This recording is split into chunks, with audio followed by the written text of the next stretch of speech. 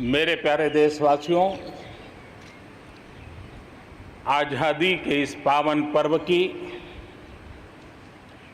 सभी देशवासियों को बधाई और बहुत बहुत शुभकामनाएं।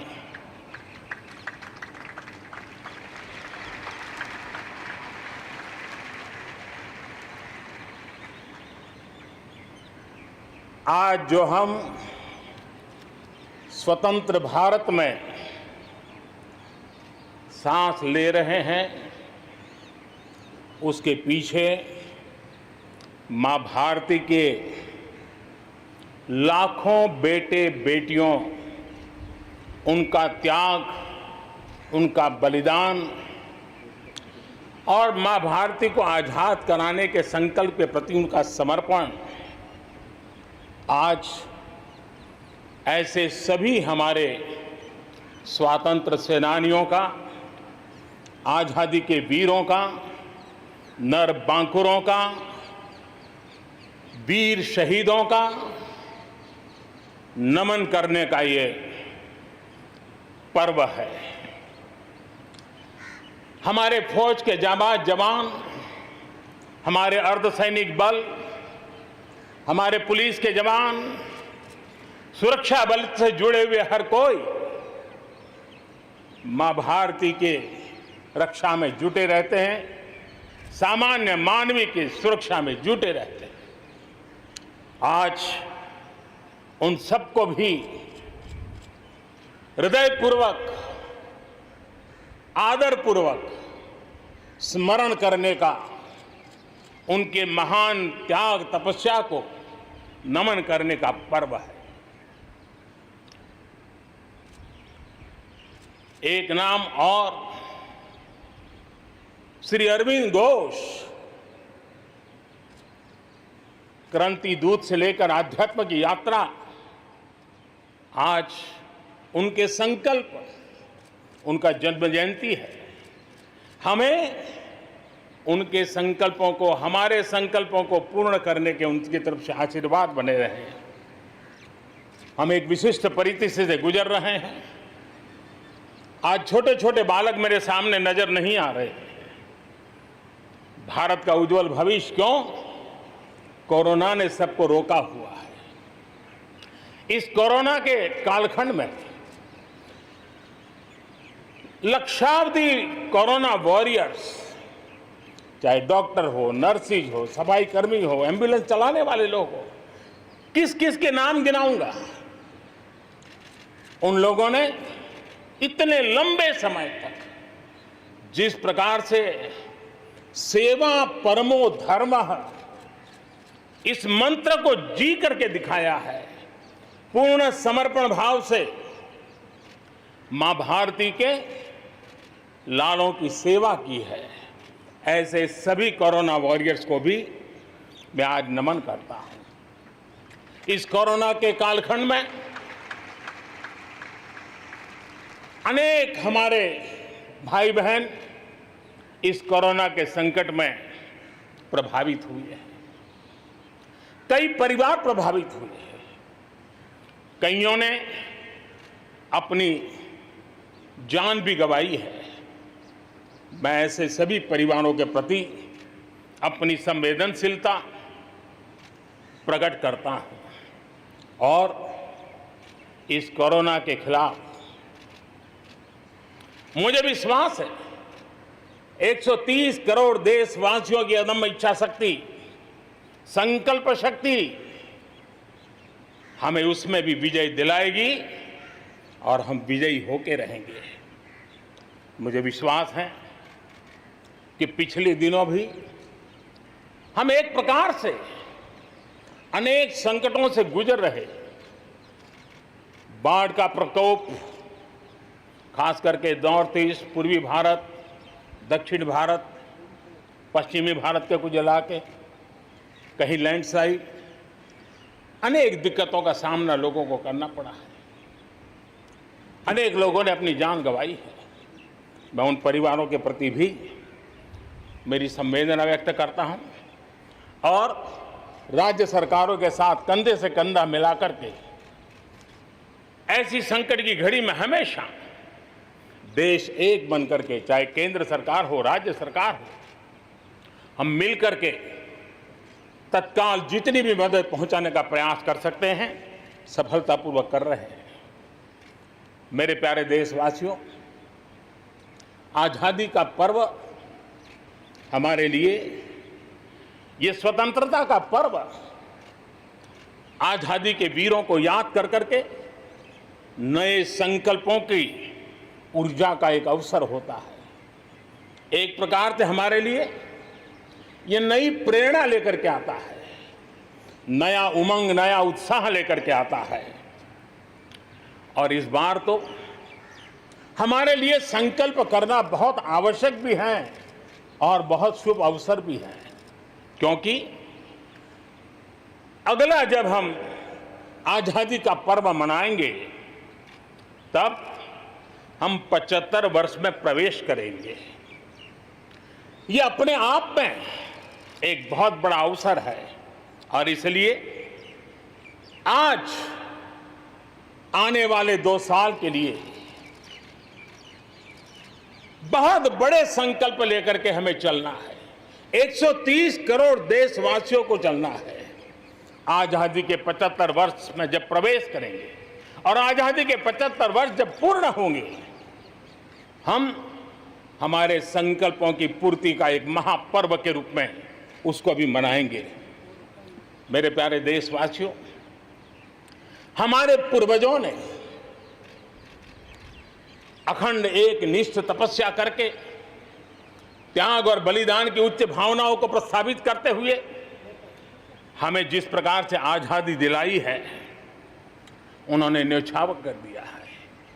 लेकिन हम ये बात न भूलें कि गुलामी के इतने लंबे कालखंड में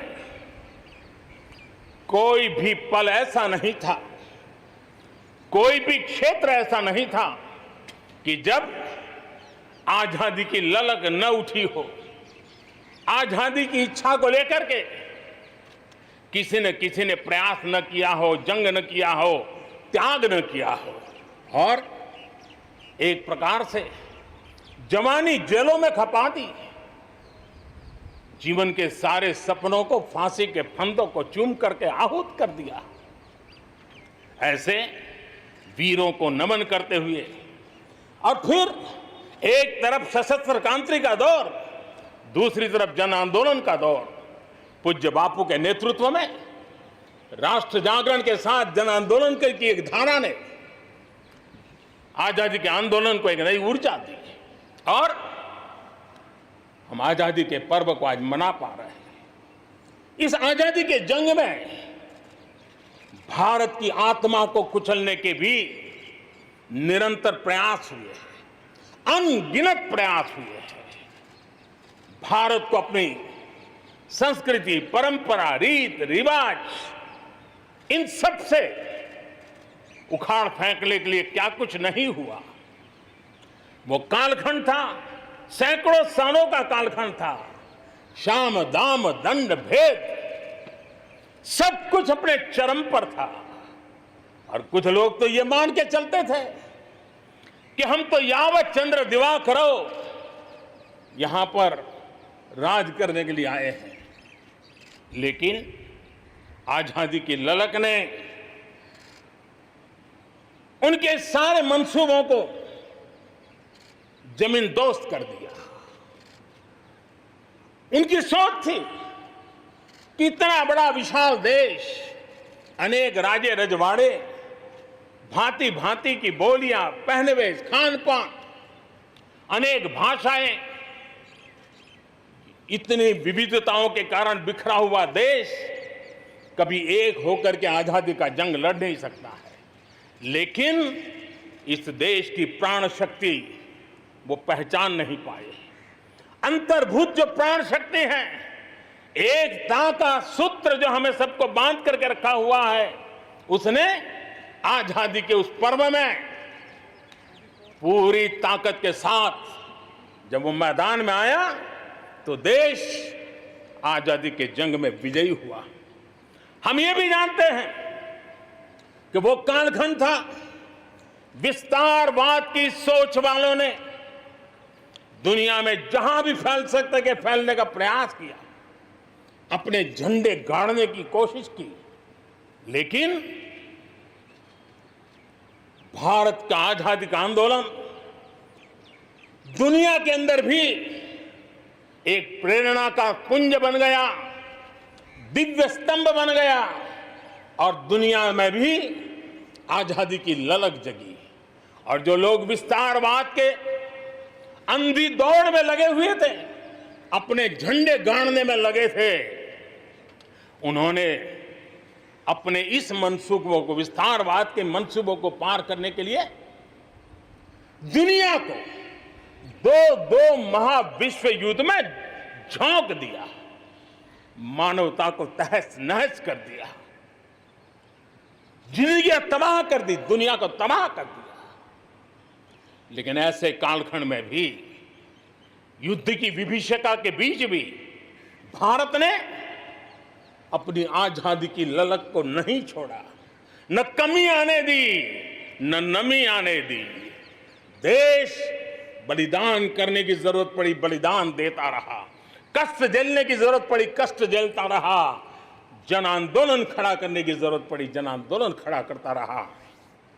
और भारत की ये लड़ाई ने दुनिया में आजादी के लिए एक माहौल बना दिया। और भारत की एक शक्ति ने दुनिया में जो बदलाव लाया, विस्तारवाद के लिए चुनौती बन गया भारत। इतिहास इस बात को कभी नकार नहीं सकता है। इतिहास इस बात को नहीं। मेरे प्यारे देशवासियों, आजादी की लड़ाई में पूरे विश्व में भारत ने अपनी एकजुटता की ताकत, अपनी सामूहिकता की ताकत, अपने उज्जवल भविष्य के प्रति अपना संकल्प, समर्पण और प्रेरणा, उस ऊर्जा को लेकर के देश आगे बढ़ता चला गया। मेरे प्यारे देशवासियों, कोरोना वैश्विक महामारी के बीच 130 करोड़ भारतीयों ने संकल्प लिया, संकल्प आत्मनिर्भर बनने का। और आत्मनिर्भर भारत आज हर हिंदुस्तान के मन मस्तिष्क को में छाया हुआ है। आत्मनिर्भर भारत, ये सपना संकल्प में परिवर्तित देख रहे हैं। आत्मनिर्भर भारत ये एक प्रकार से शब्द नहीं, ये आज 130 करोड़ देशवासियों के लिए मंत्र बन गया है। हम जानते हैं, जब मैं आत्मनिर्भर की बात करता हूं, हम में से जो भी 25-30 साल की उम्र से ऊपर होंगे, उन सबने अपने परिवार में अपने माता पिता या अपने बुजुर्गों से सुना होगा कि भाई, बेटे बेटी, अब 20 साल 21 साल के हो गए हो, अब अपने पैरों पर खड़े हो जाओ। 20-21 साल में भी परिवार संतानों से अपने पैरों पर खड़े होने की अपेक्षा करता है। हम तो आजादी के 75 वर्ष के एक कदम दूर है, तब हमारे लिए भी भारत जैसे देश को अपने पैरों पर खड़ा होना अनिवार्य है। आत्मनिर्भर बनना अनिवार्य है। जो परिवार के लिए आवश्यक है, वो देश के लिए भी आवश्यक है। और इसलिए, और मुझे विश्वास है, भारत इस सपने को चरितार्थ करके रहेगा। और उसका कारण मेरे देश के नागरिकों के सामर्थ्य पर मुझे यकीन है। मुझे मेरे देश की प्रतिभा पर गर्व है। मुझे देश के युवाओं में, देश की मातृशक्ति में, हमारी महिलाओं में अप्रतिम सामर्थ्य जो है, उस पर मेरा भरोसा है। मेरा हिंदुस्तान की सोच, हिंदुस्तान का अप्रोच, इस पर विश्वास है। और इतिहास गवाह है कि भारत एक बार ठान लेता है तो भारत करके रहता है। और इसी के कारण जब हम आत्मनिर्भर की बात करते हैं तो दुनिया को भी उत्सुकता भी है, भारत से अपेक्षा भी है। और इसलिए हमें उस अपेक्षा को पूर्ण करने के लिए अपने आप को योग्य बनाना बहुत आवश्यक है। हमें अपने आप को तैयार करना बहुत आवश्यक है।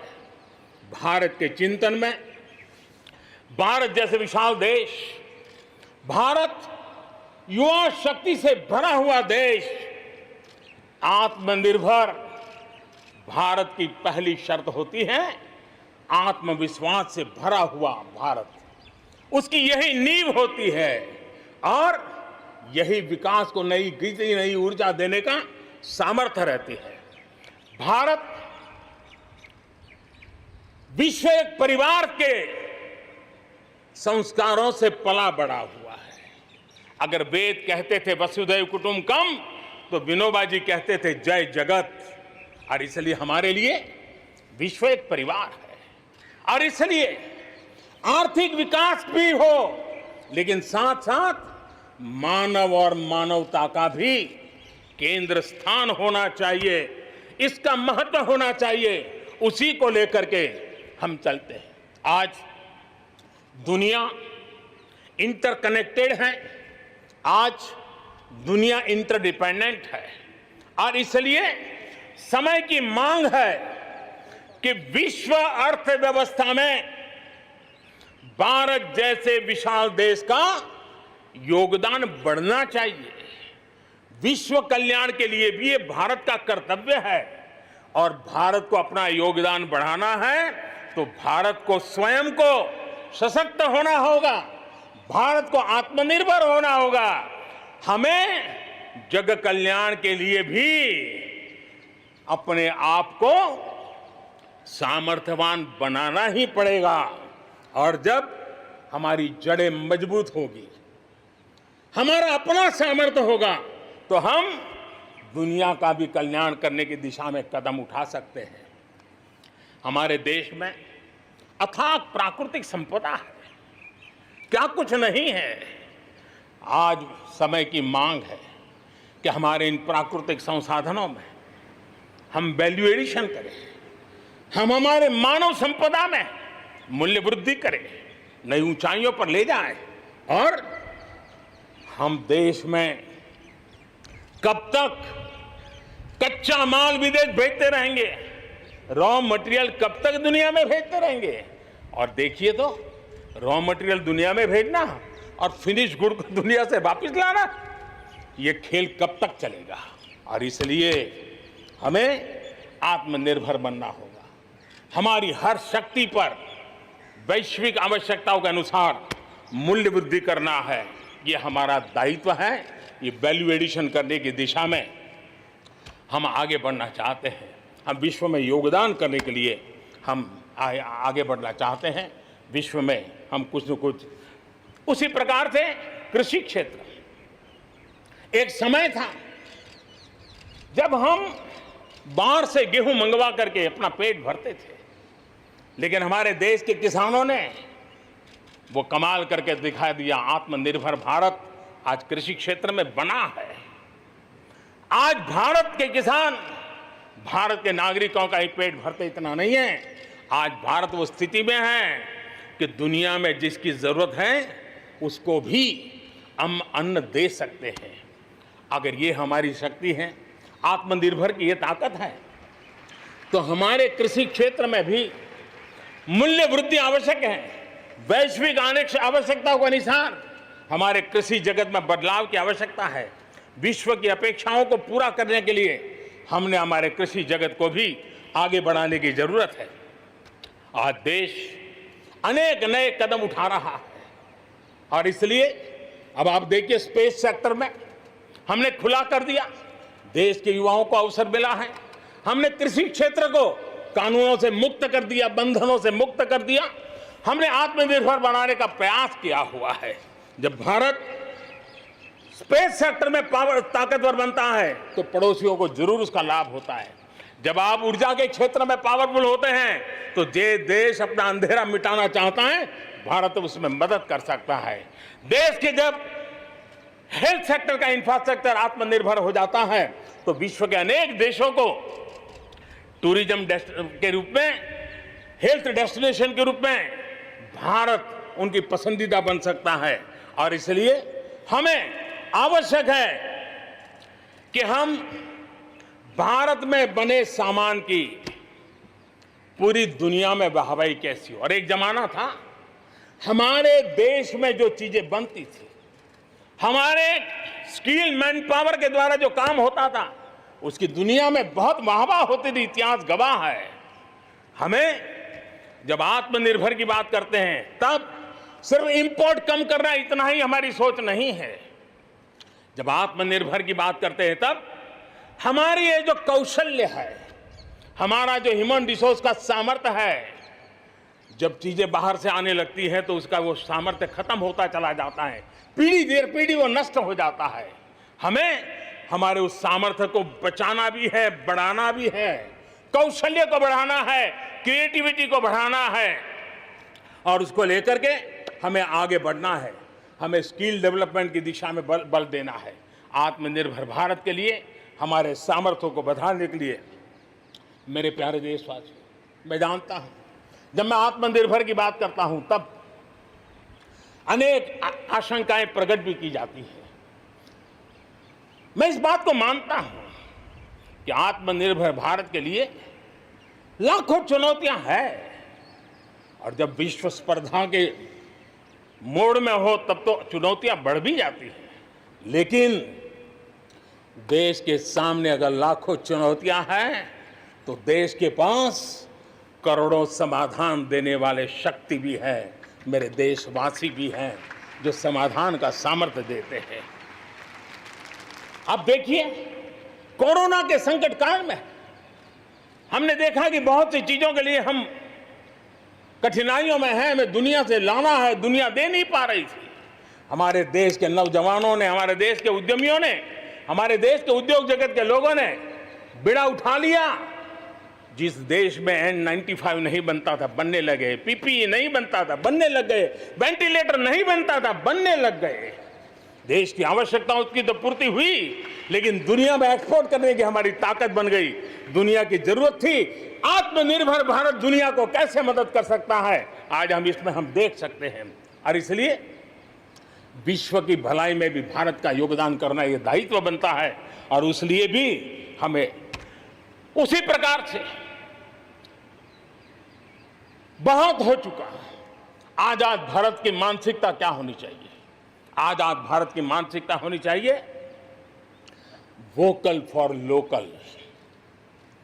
हमारे जो स्थानीय उत्पाद है उसका हमने गौरवगान करना चाहिए।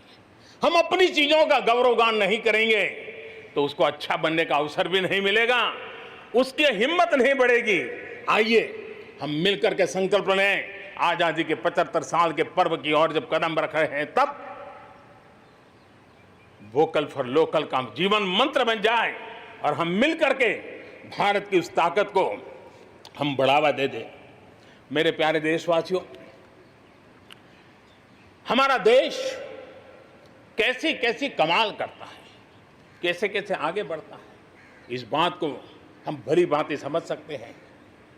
कौन सोच सकता था कि कभी गरीबों के जनधन खाते में लाखों करोड़ों रुपए सीधे ट्रांसफर हो जाएंगे? कौन सोच सकता था कि किसानों की भलाई के लिए एपीएमसी जैसा एक्ट में इतने बदलाव हो जाएंगे? कौन सोचता था हमारे व्यापारी आलम पे जो लटकती तलवार थी, एसेंशियल कमोडिटी एक्ट, इतने सालों के बाद वो भी बदल जाएगा? कौन सोचता था कि हमारा स्पेस सेक्टर हमारे देश के युवाओं के लिए खुला कर दिया जाएगा? आज हम देख रहे हैं, राष्ट्रीय शिक्षा नीति हो, one nation one ration card की बात हो, वन नेशन वन ग्रिड की बात हो, वन नेशन वन टैक्स की बात हो, इंसॉल्वेंसी और बैंकरप्सी कोड उसकी बात हो, चाहे बैंकों को मर्जर करने का प्रयास हो, देश की सच्चाई बन चुकी है, देश की हकीकत है। भारत में परिवर्तन के इस कालखंड में रिफॉर्म्स के परिणामों को दुनिया देख रही है। एक के बाद एक दूसरे से जुड़े हुए हम जो रिफॉर्म्स कर रहे हैं उसको दुनिया बहुत बारीकी से देख रही है। और उसी का कारण है बीते वर्ष भारत में एफडीआई में अब तक के सारे रिकॉर्ड तोड़ दिए। फॉरेन डायरेक्ट इन्वेस्टमेंट अब तक के सारे रिकॉर्ड तोड़ दिए। बीते वर्ष भारत में एफडीआई में 18% की वृद्धि हुई है, बढ़ोतरी हुई है। और इसलिए कोरोना काल में भी दुनिया की बड़ी बड़ी कंपनियां भारत की ओर रुख ले रही हैं। ये विश्वास ऐसे ही पैदा नहीं हुआ है, ऐसे ही दुनिया मोहित नहीं हुई है। इसके लिए भारत ने अपनी नीतियों पर, भारत ने अपने लोकतंत्र पर, भारत ने अपनी अर्थव्यवस्था की बुनियाद की मजबूती पर जो काम किए हैं उसने ये विश्वास जगाया है। दुनिया भर के अनेक बिजनेस भारत को सप्लाई चेन के केंद्र के रूप में आज देख रहे हैं। अब हमें मेक इन इंडिया के साथ साथ मेक फॉर वर्ल्ड ये मंत्र को लेकर के भी हमें आगे बढ़ना है। 130 करोड़ देशवासियों का सामर्थ्य, जब एक ही समय में, जरा याद कीजिए पिछले कुछ दिन, और 130 करोड़ देशवासियों के सामर्थ्य के लिए गर्व कीजिए। कोरोना के इस महाकालखंड में एक तरफ चक्रवात, पूरब में भी चक्रवात, पश्चिम में भी चक्रवात, बिजली गिरने से अनेक लोगों की मौत की खबरें, कहीं पर बार बार भूस्खलन की घटनाएं, छोटे मोटे भूकंप के झटके। इतना कम था तो हमारे किसानों के लिए टिड्डी दल की आपत्तियां आई। न जाने एक साथ एक के बाद एक मुसीबतों का अंबार लग गया। लेकिन उसके बावजूद भी देश जरा भी अपना विश्वास नहीं खोया। देश आत्मविश्वास के साथ आगे बढ़ता जाया गया। देशवासियों के जीवन को, देश की अर्थव्यवस्था को कोरोना के प्रभाव से जल्दी बाहर निकालना आज हमारी प्राथमिकता है। इसमें अहम भूमिका रहेगी नेशनल इंफ्रास्ट्रक्चर पाइपलाइन प्रोजेक्ट की। इस पर 110 लाख करोड़ उससे भी ज्यादा खर्च किए जाएंगे। इसके लिए अलग अलग सेक्टर्स में लगभग 7,000 प्रोजेक्ट्स की पहचान कर ली गई है। इससे देश के ओवरऑल इंफ्रास्ट्रक्चर डेवलपमेंट को एक नई दिशा भी मिलेगी, एक नई गति भी मिलेगी। और इससे हमेशा ये कहा जाता है, ऐसे संकट की घड़ी में जितना ज्यादा इंफ्रास्ट्रक्चर को बल दिया जाए ताकि आर्थिक गतिविधि बढ़ती है, लोगों को रोजगार मिलता है, काम मिलता है, उसके जुड़े हुए कई काम एक साथ चल जाते हैं।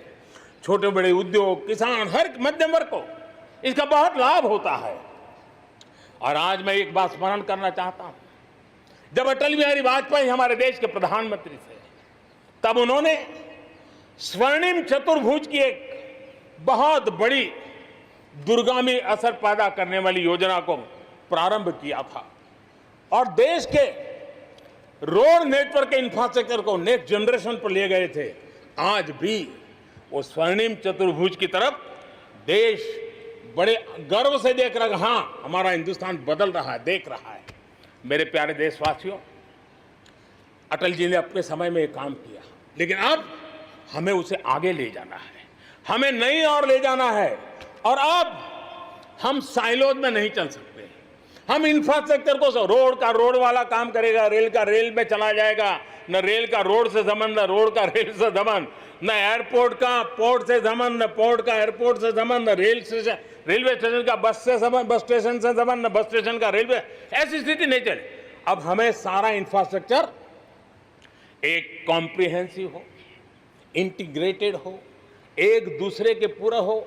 रेल से रोड पूरक हो, रोड से सी पोर्ट पूरक हो, सी पोर्ट से पोर्ट पूरक हो। ये हमें एक नए सदी के लिए हमें मल्टी मॉडल कनेक्टिविटी इंफ्रास्ट्रक्चर इसको जोड़ने के लिए हम अब आगे बढ़ रहे हैं और ये एक नया आयाम होगा। बहुत बड़ा सपना लेकर के इस पर काम शुरू किया है और मुझे विश्वास है ये साइलोस को खत्म करके हमारे इस सारी व्यवस्था को एक नई ताकत देंगे। इसके साथ साथ हमारे समुद्री तट, विश्व व्यापार में समुद्री तटों का अपना बहुत महत्व होता है। जब हम पोर्ट लेड डेवलपमेंट को लेकर के चले हैं तब हम आने वाले दिनों में समुद्री तट के पूरे हिस्से में 4 लेन रोड बनाने की दिशा में एक आधुनिक इंफ्रास्ट्रक्चर के लिए हम काम करेंगे। मेरे प्यारे देशवासियों, हमारे यहाँ शास्त्रों में एक बहुत बड़ी बात और बड़ी महत्वपूर्ण बात कही गई है।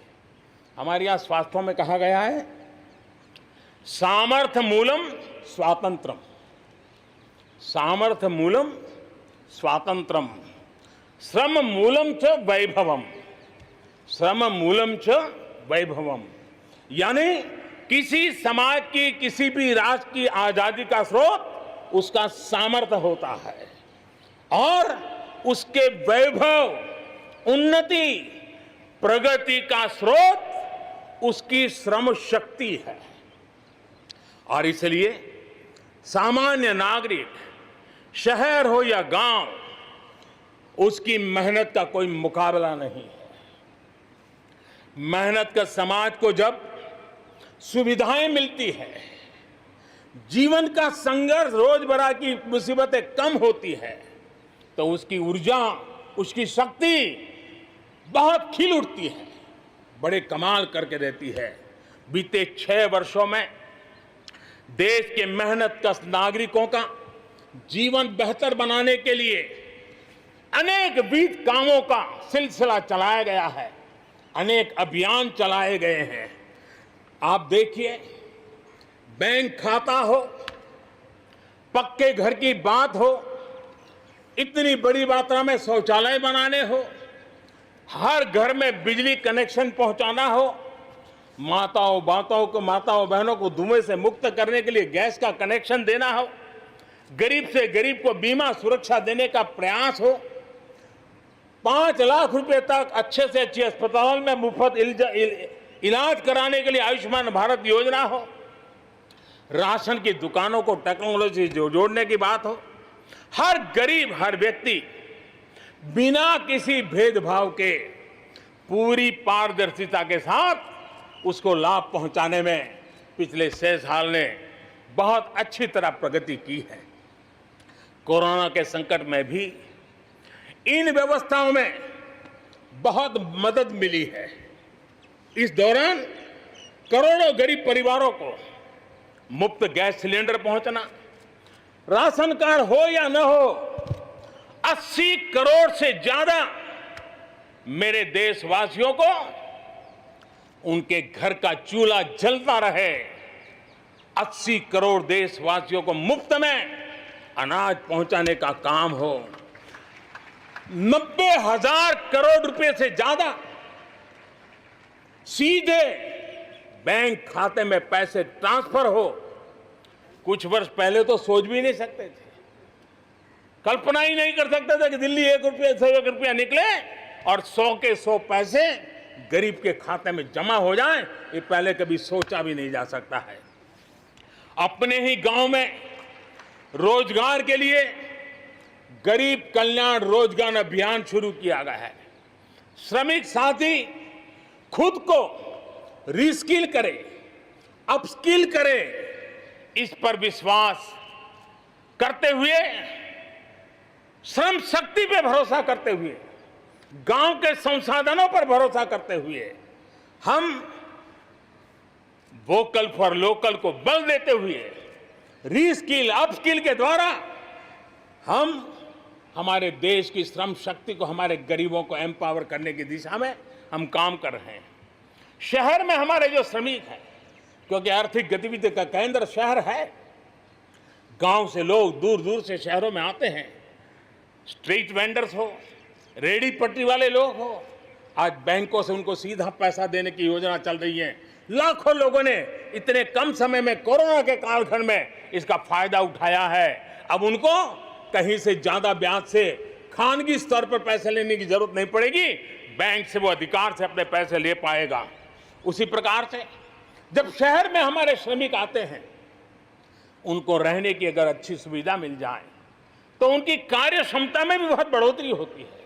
और इसी बात को ध्यान में रखते हुए शहर के अंदर उनके लिए हमने आवास की व्यवस्था की एक बहुत बड़ी योजना बनाई है, ताकि शहर के अंदर जब श्रमिक आएगा तो वो अपने काम के लिए मुक्त मन से पूरे विश्वास के साथ आगे बढ़ पड़ेंगे।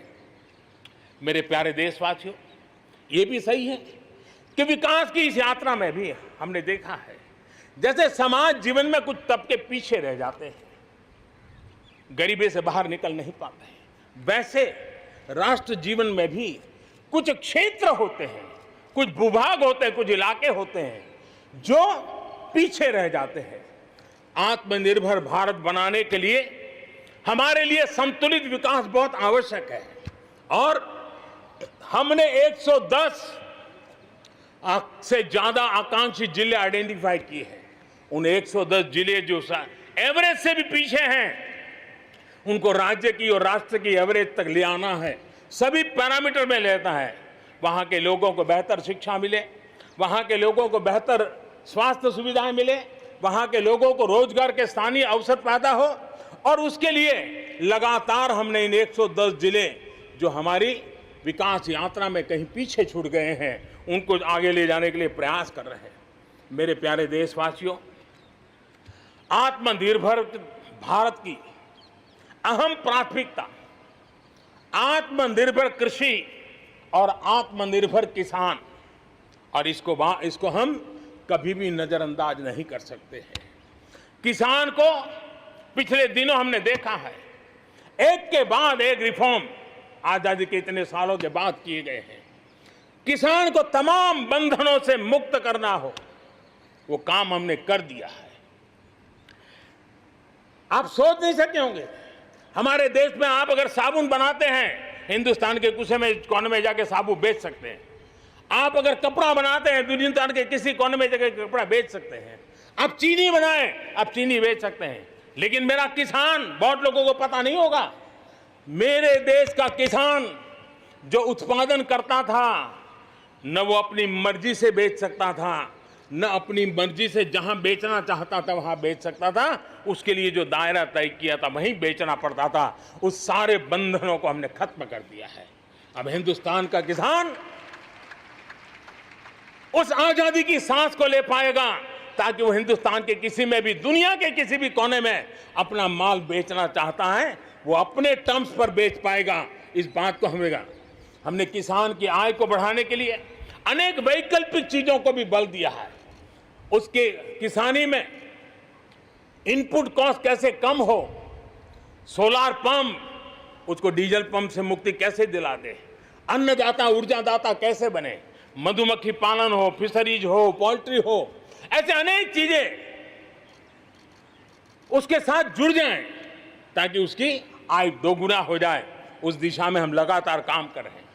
आज समय की मांग है, हमारा कृषि क्षेत्र आधुनिक बने, मूल्य वृद्धि हो, वैल्यू एडिशन हो, फूड प्रोसेसिंग हो, पैकेजिंग की व्यवस्था हो, उसको संभालने की व्यवस्था हो, और इसलिए अच्छे इंफ्रास्ट्रक्चर की जरूरत है। आपने देखा होगा, इस कोरोना कालखंड में ही पिछले दिनों 1 लाख करोड़ रुपया एग्रीकल्चर इंफ्रास्ट्रक्चर के लिए भारत की सरकार ने आवंटित किए हैं, और इंफ्रास्ट्रक्चर जो किसानों की भलाई के लिए होगा, और इसके कारण किसान अपना मूल्य भी प्राप्त कर सकेगा, दुनिया के बाजार में बेच भी पाएगा, विश्व बाजार में उसकी पहुंच बढ़ेगी। आज हमने ग्रामीण उद्योगों को मजबूत करने की जरूरत है। ग्रामीण क्षेत्रों में विशिष्ट प्रकार से आर्थिक क्लस्टर बनाने जाएंगे। कृषि और गैर कृषि उद्योगों को गांव के अंदर एक जाल बनाई जाएगी, और उसके कारण उसके साथ साथ किसानों के लिए जो नई एफपीओ हमने बनाने का, किसान उत्पादक संघ बनाने का जो हमने कोशिश की है, वो अपने आप में एक बहुत बड़ा इकोनॉमिकल एम्पावरमेंट का काम करेगा। भाइयों बहनों, मैंने पिछली बार यहां पर जल जीवन मिशन की घोषणा की थी। आज उसको 1 साल हो रहा है। मैं आज गर्व से कह सकता हूं कि जो हमने सपना लिया है कि पीने का शुद्ध जल, नल से जल हमारे देशवासियों को मिलना चाहिए। स्वास्थ्य की समस्याओं का समाधान भी शुद्ध पीने के जल से जुड़ा हुआ होता है। अर्थव्यवस्था में भी उसका बहुत बड़ा योगदान होता है और उसको लेकर के जल जीवन मिशन शुरू किया। आज मुझे संतोष है कि प्रतिदिन हम 1 लाख से ज्यादा घरों में, हर दिन 1 लाख से ज्यादा घरों में जल पहुंचा रहे हैं, पाइप से जल पहुंचा रहे हैं।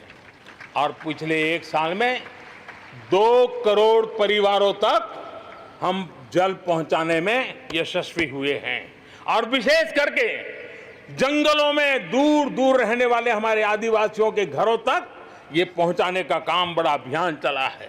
और मुझे खुशी है कि आज जल जीवन मिशन ने देश में एक तंदुरुस्त स्पर्धा का माहौल बनाया है। जिले जिले के बीच में तंदुरुस्त स्पर्धा हो रही है, नगर नगर के बीच में तंदुरुस्त स्पर्धा हो रही है, राज्य राज्य के बीच में तंदुरुस्त स्पर्धा हो रही है। हर किसी को लग रहा है कि प्रधानमंत्री का जल जीवन मिशन का जो सपना है उसको हम जल्दी से जल्दी अपने क्षेत्र में पूरा करेंगे। कोऑपरेटिव कॉम्पिटिटिव फेडरलिज्म को एक नई ताकत इस जल जीवन मिशन के साथ जुड़ गई है और उसके साथ भी हम आगे बढ़ रहे हैं। मेरे प्यारे देशवासियों, चाहे हमारा कृषि का क्षेत्र हो, चाहे हमारे लघु उद्योगों का क्षेत्र हो, चाहे हमारे नौकरी पेशा करने वाले समाज के लोग हो, ये करीब करीब सभी लोग एक प्रकार से भारत का मध्यम वर्गीय बहुत बड़ा संपुट है। और मध्यम वर्ग से निकले हुए प्रोफेशनल्स आज दुनिया में अपना डंका जमा रहे हैं। मध्यम वर्ग से निकले हुए हमारे डॉक्टर, इंजीनियर, वकील, साइंटिस्ट, सब कोई दुनिया के अंदर अपना नाम डंडा जमा रहे हैं। और इसलिए ये बात तय है कि मध्यम वर्ग को जितने अवसर मिलते हैं वो अनेक गुना ताकत के साथ उभर करके आते हैं। और इसलिए मध्यम वर्ग को सरकारी दखलंदाजी से मुक्ति चाहिए। मध्यम वर्ग को अनेक विध नए अवसर चाहिए, उसको खुला मैदान होना चाहिए। और हमारी सरकार लगातार मध्यम वर्ग के इन सपनों को पूरा करने के लिए काम कर रही है। मध्यम वर्ग ये मिरेकल करने की ताकत रखता है।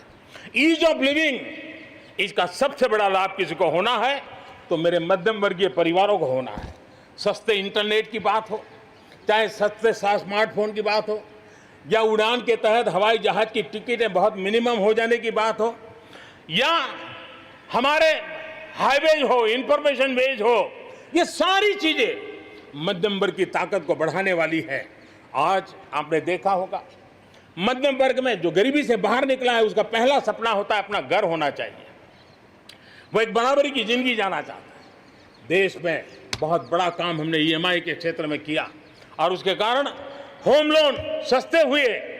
और जब एक घर के लिए लोन लेता है तो लोन पूरी करते करते करीब 6 लाख रुपया कि उसके छूट मिल जाती है।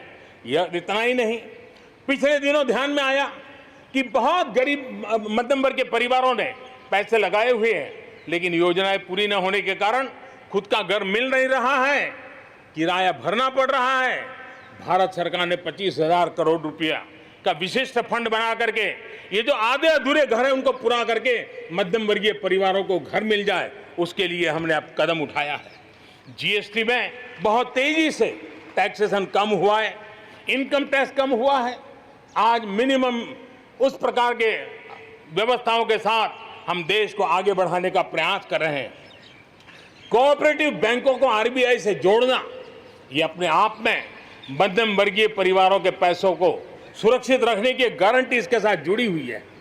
एमएसएमई सेक्टर में जो रिफॉर्म्स हुए हैं, एग्रीकल्चर सेक्टर में जो रिफॉर्म्स हुए हैं, इसका सीधा सीधा लाभ हमारे मध्यम वर्गीय मेहनतकश परिवारों को जाने वाला है। और उसके कारण हजारों करोड़ रुपए के स्पेशल फंड आज जो हमारे व्यापारी बंधुओं को, हमारे में लघु उद्योगकारों को हम दे रहे हैं, उनको इसका लाभ मिलने वाला है।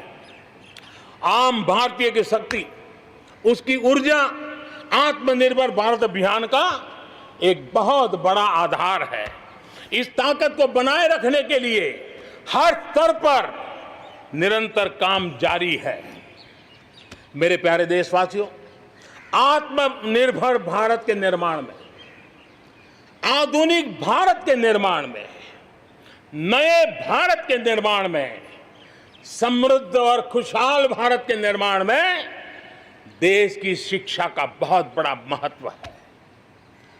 इसी सोच के साथ देश को 3 दशक के बाद नई राष्ट्रीय शिक्षा नीति देने में हम आज यशस्वी हुए हैं और हिंदुस्तान के हर कोने में इसकी स्वागत के समाचार एक नई ऊर्जा, नए विश्वास दे रहे हैं। ये राष्ट्रीय शिक्षा नीति हमारे विद्यार्थियों को जड़ से जोड़ेगी, लेकिन साथ साथ उसको एक ग्लोबल सिटीजन बनाने का भी पूरा सामर्थ्य देगी। वो जड़ों से जुड़ा होगा, लेकिन उसका सर आसमान की ऊंचाइयों को छूता होगा। आज आपने देखा होगा राष्ट्रीय शिक्षा नीति में एक विशेष बल दिया गया है नेशनल रिसर्च फाउंडेशन का, क्योंकि देश को प्रगति करने के लिए इनोवेशन बहुत आवश्यक होता है। इनोवेशन को जितना बल मिलेगा, रिसर्च को जितना बल मिलेगा, उतना ही देश को आगे ले जाने में और कॉम्पिटिटिव वर्ल्ड के अंदर आगे बढ़ने में बहुत ताकत मिलेगी। आपने सोचा होगा, क्या कभी इतना तेजी से गांव तक ऑनलाइन क्लासेस का इतना माहौल बन जाएगा? कभी कभी आफत में भी कुछ ऐसी चीजें उभर करके आ जाती हैं, नई ताकत दे देती हैं। और इसलिए आपने देखा होगा कोरोना काल में ऑनलाइन क्लासेस एक प्रकार से कल्चर बन गया है। आप देखिए ऑनलाइन डिजिटल ट्रांजैक्शन वो भी कैसे बढ़ रहे हैं। भीम यूपीआई गत 1 महीने में, यानी किसी को भी गर्व होगा कि भारत जैसे देश में यूपीआई भीम के द्वारा गत 1 महीने में 3 लाख करोड़ रुपए का ट्रांजैक्शन हुआ है। ये अपने आप में हम किस प्रकार से बदली हुई स्थितियों को स्वीकार करने लगे हैं, ये इसका नमूना है। आप देखते हैं 2014 से पहले हमारे देश में 5 दर्जन पंचायतों में ऑप्टिकल फाइबर था। गत 5 वर्ष में 1.5 लाख ग्राम पंचायतों तक ऑप्टिकल फाइबर नेटवर्क पहुंच चुका है, जो आज इतना मदद कर रहा है। सभी पंचायतों में पहुंचने के लक्ष्य के साथ हमने काम शुरू किया था। जो 1 लाख पंचायतें बाकी हैं, वहां भी तेजी से काम चल रहा है, लेकिन बदली पड़ी हुई परिस्थिति में गांव की भी डिजिटल इंडिया में भागीदारी अनिवार्य बन गई है। गांव के लोगों को भी इस प्रकार की ऑनलाइन सुविधाओं की जरूरत बढ़ गई है। इसको ध्यान में रखते हुए पहले जो हमने कार्यक्रम बनाया था, हर पंचायत तक पहले पहुंचेंगे, लेकिन आज मैं आपसे बताना चाहूंगा कि अब हमने तय किया है कि सभी 6 लाख से ज्यादा जो हमारे गांव है, उन सभी गांवों में ऑप्टिकल फाइबर नेटवर्क पहुंचाया जाएगा। जरूरत बदली है तो हमने प्रायोरिटी भी बदली है। 6 लाख से अधिक गांवों में हजारों लाखों किलोमीटर ऑप्टिकल फाइबर का काम चलाया जाएगा और हमने तय किया है 1000 दिन में 1000 दिन के अंदर अंदर देश के 6 लाख से अधिक गांवों में ऑप्टिकल फाइबर नेटवर्क काम पूरा कर दिया जाएगा। बदलती हुई टेक्नोलॉजी में साइबर स्पेस, ये हमारी निर्भरता बढ़ती ही जाने वाली है। लेकिन साइबर स्पेस में खतरे भी जुड़े हुए होते हैं, भली भांति दुनिया इससे अब परिचित है, और इनसे देश के सामाजिक ताने बाने, हमारी अर्थव्यवस्था और हमारे देश के विकास पर भी खतरे पैदा करने का ये आसान मार्ग बन सकता है। और इसलिए भारत इसमें बहुत सचेत है, भारत बहुत सतर्क है और इन खतरों का सामना करने के लिए फैसले ले रहा है, इतना ही नहीं, नई व्यवस्थाएं भी लगातार विकसित की जा रही है। बहुत ही अल्प समय में नई साइबर सुरक्षा रणनीति, इसका एक पूरा खाका देश के सामने आएगा। आने वाले समय में सब इकाइयों को जोड़ करके हम इस साइबर सिक्योरिटी के अंदर सबको एक साथ चलना पड़ेगा। उसके लिए आगे बढ़ने की रणनीति बनाएंगे। मेरे प्यारे देशवासियों, भारत में महिला शक्ति को जब जब भी अवसर मिले उन्होंने देश का नाम रोशन किया, देश को मजबूती दी है। महिलाओं को स्वरोजगार और रोजगार के समान अवसर देने के लिए आज देश प्रतिबद्ध है।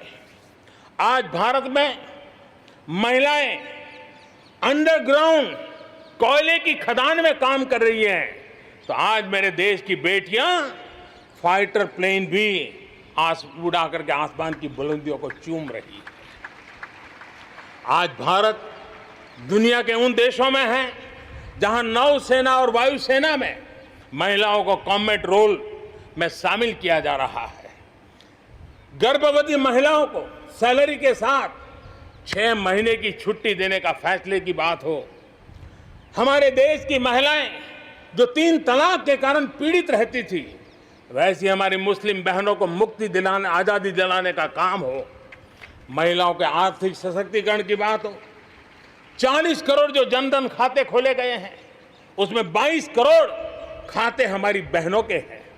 कोरोना काल में करीब 30,000 करोड़ रुपए इन बहनों के खाते में जमा कर दिए गए हैं। मुद्रा लोन 25 करोड़ के करीब मुद्रा लोन दिए गए, उसमें 70% मुद्रा लोन लेने वाली हमारी माताएं बहनें हैं।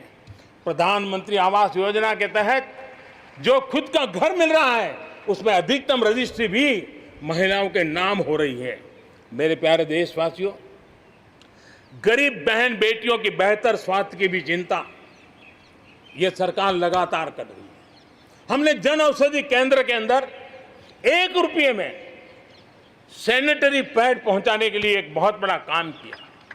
6,000 जन औषधि केंद्रों में पिछले कुछ थोड़े से समय में ही करीब 5 करोड़ से ज्यादा सैनिटरी पैड हमारी इन गरीब महिलाओं तक पहुंच चुके हैं। बेटियों में कुपोषण खत्म हो, उनकी शादी की सही आयु क्या हो, इसके लिए हमने कमेटियां बना की रचना की है। उसका रिपोर्ट आते ही बेटियों की शादी की उम्र के बारे में भी उचित फैसले लिए जाएंगे। मेरे प्यारे देशवासियों, इस कोरोना के सेक्टर में कालखंड में हेल्थ सेक्टर की तरफ ध्यान जाना बहुत स्वाभाविक है और इसलिए आत्मनिर्भर की सबसे बड़ी सीख हमें हेल्थ सेक्टर ने इस संकट के काल में सिखा दी है और उस लक्ष्य में प्राप्त करने के लिए हमें आगे भी बढ़ना है। अब देखिए, कोरोना के समय, उसके पूर्व हमारे देश में सिर्फ एक लैब थी टेस्टिंग के लिए। आज 1400 लैब्स का नेटवर्क है, हिंदुस्तान के हर कोने में फैला हुआ है। जब कोरोना का संकट आया तो एक दिन में सिर्फ 300 टेस्ट हो पाते थे।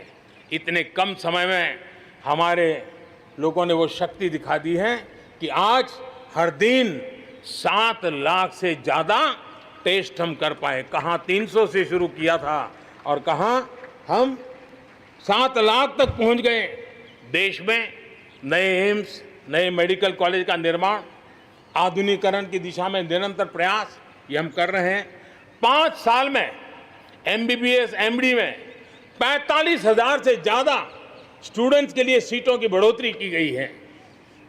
गांव में 1.5 लाख से ज्यादा वेलनेस सेंटर और उसमें से करीब 1/3 तो ऑलरेडी कार्यरत हो गए हैं, जिन्होंने इस कोरोना में बहुत बड़ी मदद की है।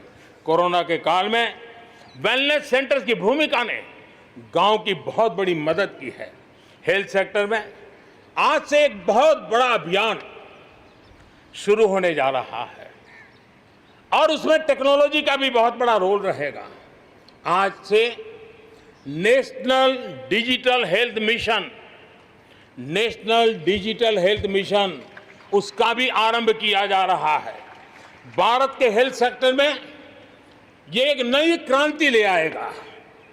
इलाज में आने वाली परेशानियां कम करने के लिए टेक्नोलॉजी का बहुत सुविचारित रूप से उपयोग होगा। प्रत्येक भारतीय को हेल्थ आईडी दी जाएगी। ये हेल्थ आईडी प्रत्येक भारतीय के स्वास्थ्य खाते की तरह काम करेगी। आपके हर टेस्ट, हर बीमारी, आपको किस डॉक्टर के पास कौन सी दवा ली थी, उनका क्या डायग्नोसिस था, कब दी थी, आपकी रिपोर्ट क्या थी, ये सारी जानकारी इस एक हेल्थ आईडी में आपको समाहित की जाएगी। डॉक्टर से अपॉइंटमेंट हो, पैसा जमा करना हो, अस्पताल में पर्ची बनवाने की भागदौड़ हो, तमाम दिक्कतें नेशनल डिजिटल हेल्थ मिशन के माध्यम से अनेक मुसीबतों से मुक्ति मिलेगी और उत्तम स्वास्थ्य के लिए हमारा कोई भी नागरिक सही फैसले कर पाएगा। ये व्यवस्था उसे होने वाली है। मेरे प्यारे देशवासियों, जब भी अब कोरोना की बात आती है तो एक बात स्वाभाविक है, हर किसी के मन में सवाल है, कोरोना की वैक्सीन कब तैयार होगी?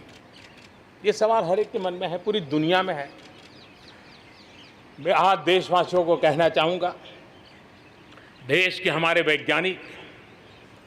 वैज्ञानिकों की प्रतिभा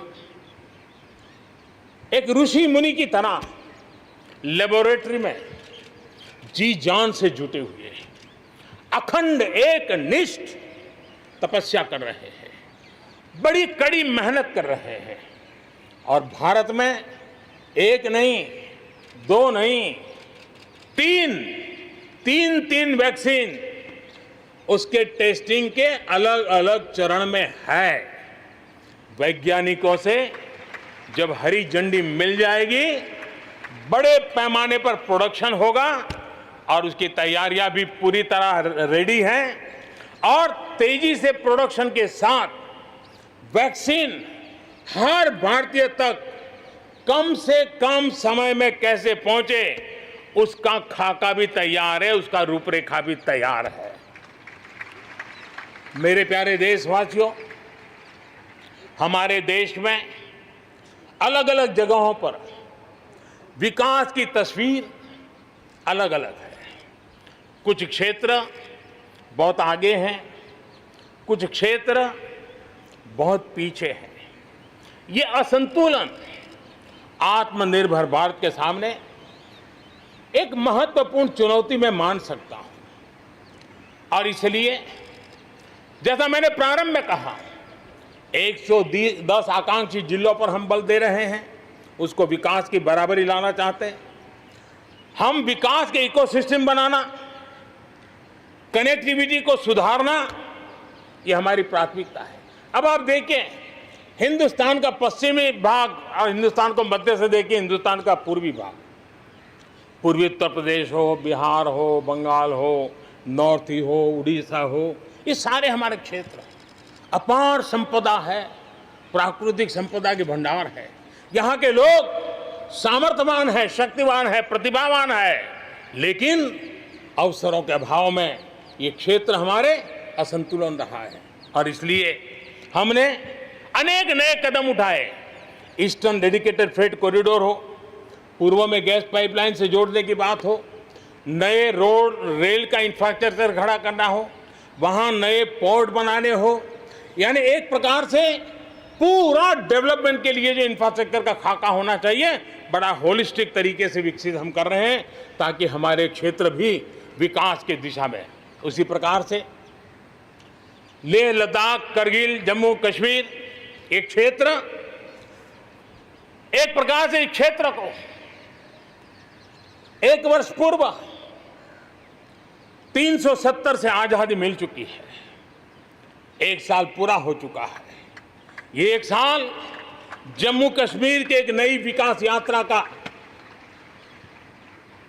बड़ा महत्वपूर्ण पड़ाव है।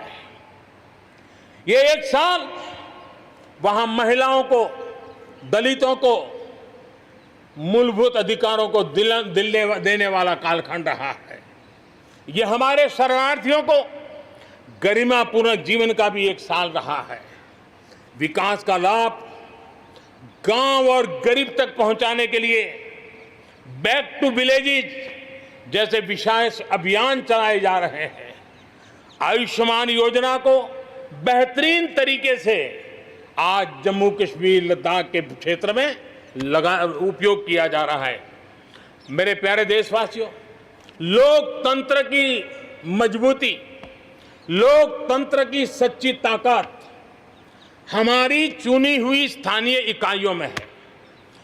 हम सभी के लिए गर्व की बात है कि जम्मू कश्मीर में स्थानीय इकाइयों के जनप्रतिनिधि सक्रियता और संवेदनशीलता के साथ विकास के नए युग को आगे बढ़ा रहे हैं।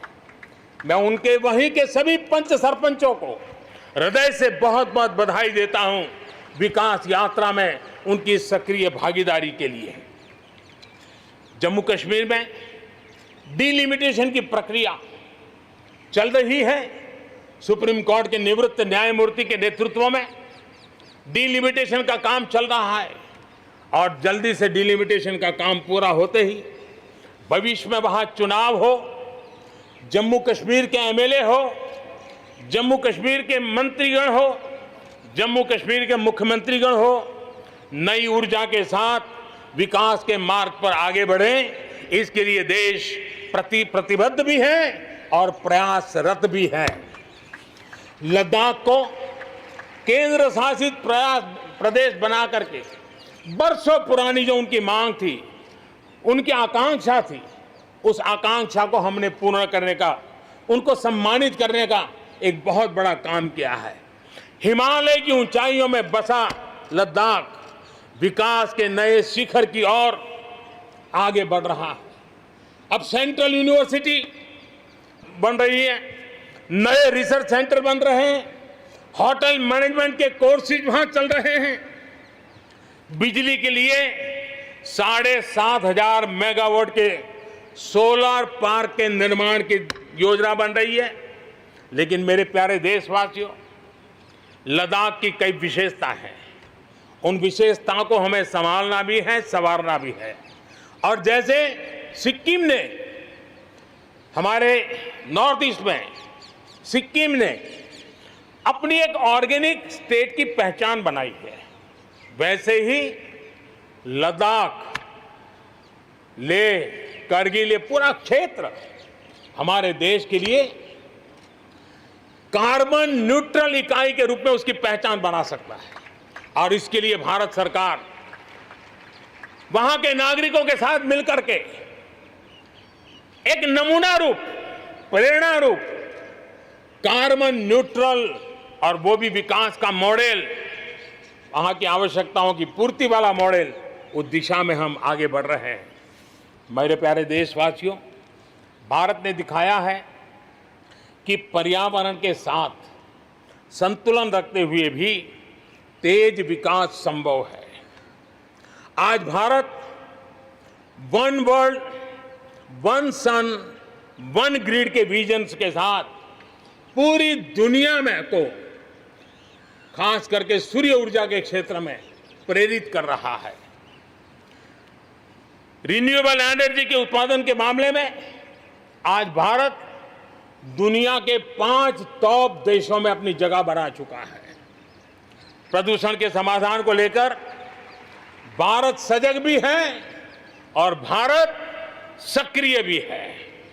स्वच्छ भारत अभियान हो, धुआं मुक्त रसोई गैस की व्यवस्था हो, एलईडी बल्ब का अभियान हो, सीएनजी आधारित ट्रांसपोर्टेशन की व्यवस्था हो, इलेक्ट्रिक मोबिलिटी के लिए प्रयास हो, हम कोई कसर नहीं छोड़ रहे हैं। पेट्रोल से प्रदूषण को कम करने के लिए इथेनॉल उत्पादन उसको बढ़ाने पर और उसके इस्तेमाल पर बल दिया जा रहा है। 5 साल पहले हमारे देश के अंदर इथेनॉल की क्या स्थिति थी? 5 साल पहले हमारे देश में 40 करोड़ लीटर उत्पादन होता था।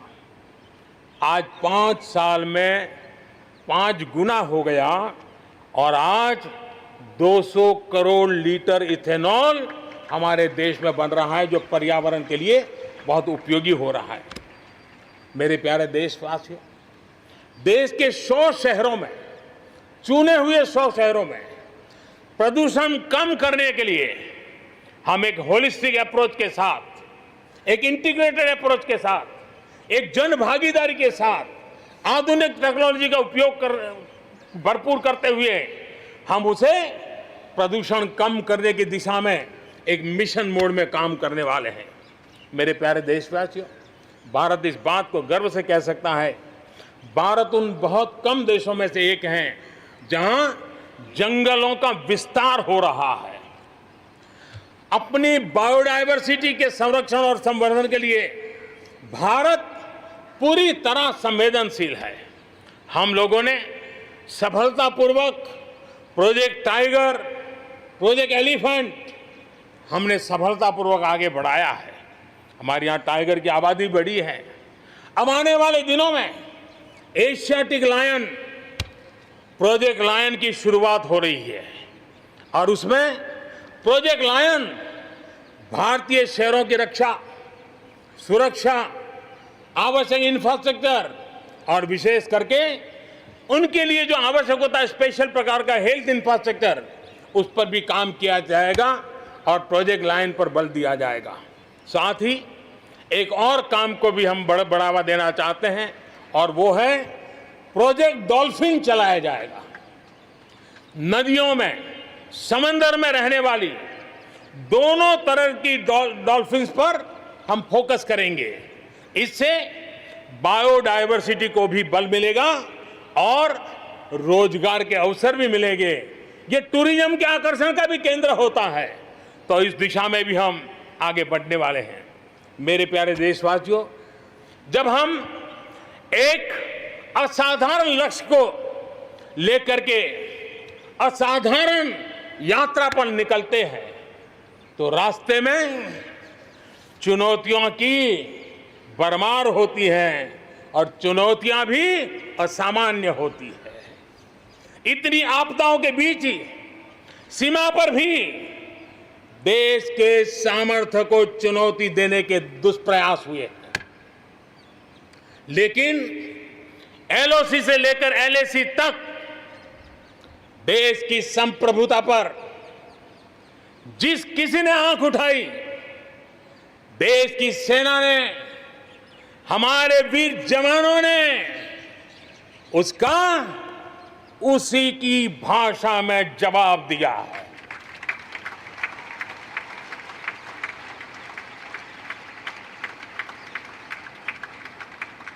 भारत की संप्रभुता की रक्षा के लिए पूरा देश एक जोश से भरा हुआ है, संकल्प से प्रेरित है और सामर्थ्य पर अटूट श्रद्धा के साथ आगे बढ़ रहा है। इस संकल्प के लिए हमारे वीर जवान क्या कर सकते हैं,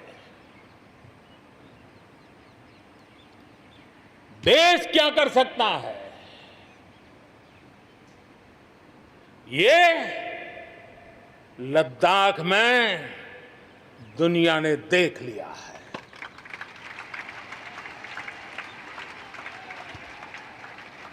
मैं आज मातृभूमि पर न्योछावर उन सभी वीर जवानों को लाल किले की प्राचीर से आदरपूर्वक नमन करता हूं।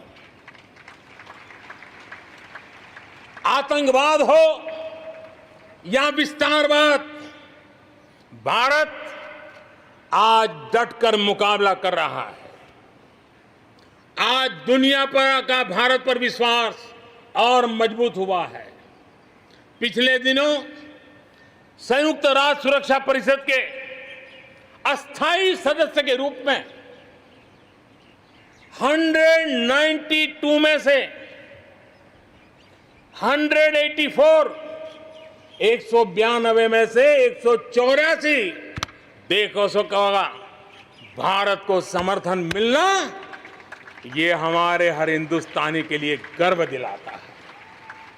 विश्व में हमने कैसी अपनी पहुंच बनाई है उसका यह उदाहरण है। और यह तभी संभव होता है जब भारत खुद मजबूत हो, भारत सशक्त हो, भारत सुरक्षित हो। इसी सोच के साथ आज अनेक मोर्चों पर काम किया जा रहा है। मेरे प्यारे देशवासियों, हमारे पड़ोसी देशों के साथ, चाहे वो हमसे जमीन से जुड़े हो या समंदर से, अपने संबंधों का हम सुरक्षा, विकास और विश्वास की साझेदारी के साथ जोड़ रहे हैं। भारत का लगातार प्रयास है कि अपने पड़ोसी देशों के साथ हम अपने सदियों पुराने सांस्कृतिक, आर्थिक और सामाजिक रिश्तों को और गहराई दें। दक्षिण एशिया में दुनिया की 1/4 जनसंख्या रहती है।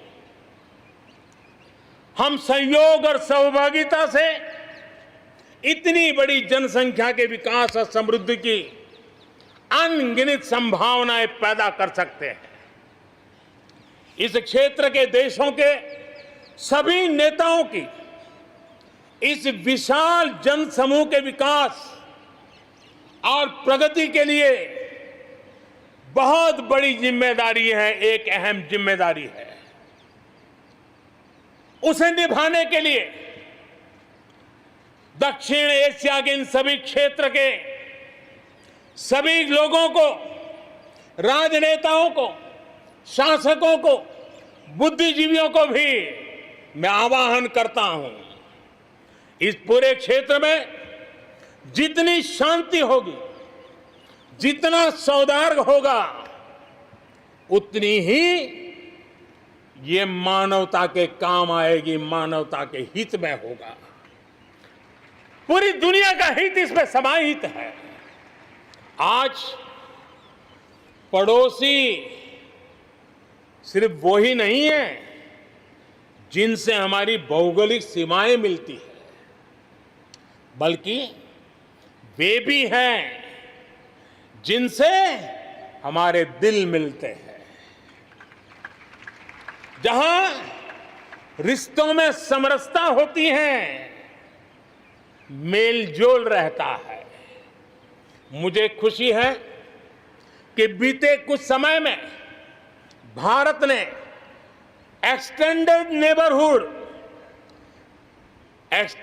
नेबरहुड के सभी देशों के साथ अपने संबंधों को और मजबूत किया है। पश्चिम एशिया के देशों से हमारे राजनीतिक, आर्थिक और मानवीय संबंधों की प्रगति में कई गुना तेजी आई है। विश्वास अनेक गुना बढ़ गया है। इन देशों के साथ हमारे आर्थिक संबंध, खासकर ऊर्जा क्षेत्र में भागीदारी बहुत महत्वपूर्ण है। इनसे कई देशों में, इन सभी देशों में, ज्यादातर देशों में बहुत बड़ी संख्या में हमारे भारतीय भाई बहन काम कर रहे हैं। जिस प्रकार इन देशों ने कोरोना के संकट के समय भारतीयों की मदद की, भारत सरकार के अनुरोध का सम्मान किया, उसके लिए भारत उन सभी देशों का आभारी है और मैं अपना आभार प्रकट करना चाहता हूं। इस प्रकार हमारे पूर्व के आसियान देश, जो हमारे मैरीटाइम पड़ोसी भी हैं, वो भी हमारे लिए बहुत विशेष महत्व रखते हैं। इनके साथ भारत का हजारों वर्ष पुराना धार्मिक और सांस्कृतिक संबंध है। बौद्ध धर्म की परंपराएं हमें उनसे जोड़ती है। आज भारत इन देशों के साथ सिर्फ सुरक्षा क्षेत्र में नहीं, बल्कि समुद्री संपदा के क्षेत्र में भी सहयोग बढ़ा रहा है। मेरे प्यारे देशवासियों, भारत के जितने प्रयास शांति और सौहार्द के लिए है, उतनी ही प्रतिबद्धता अपनी सुरक्षा और अपनी सेनाओं को सशक्त करने के लिए भी है। रक्षा उत्पादन में आत्मनिर्भर भारत के लिए बड़े कदम उठाए गए हैं। हाल ही में 100 से ज्यादा सैन्य उपकरणों के आयात पर हमने रोक लगा दी है। मिसाइलों से लेकर के हल्के युद्धक हेलीकॉप्टरों तक, असॉल्ट राइफल से लेकर ट्रांसपोर्ट एयरक्राफ्ट तक, सभी मेक इन इंडिया हो गए। अपना तेजस भी अपनी तेजी और अपनी ताकत दिखाने के लिए आधुनिक जरूरतों के हिसाब से तैयार हो रहा है। देश की सुरक्षा में हमारे बॉर्डर और कोस्टल इंफ्रास्ट्रक्चर की बहुत बड़ी भूमिका है। आज हिमालय की चोटियां हो या हिंद महासागर के द्वीप, हर दिशा में कनेक्टिविटी के विस्तार पर जोर दिया जा रहा है। लद्दाख से लेकर के अरुणाचल प्रदेश तक बड़े पैमाने पर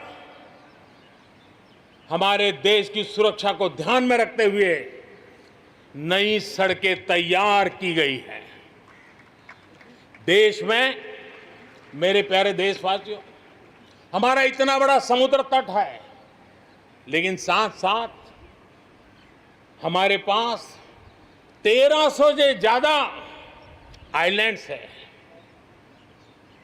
कुछ चुनिंदा आइलैंड के महत्व को देखते हुए तेजी से विकसित करने पर हम आगे बढ़ रहे हैं।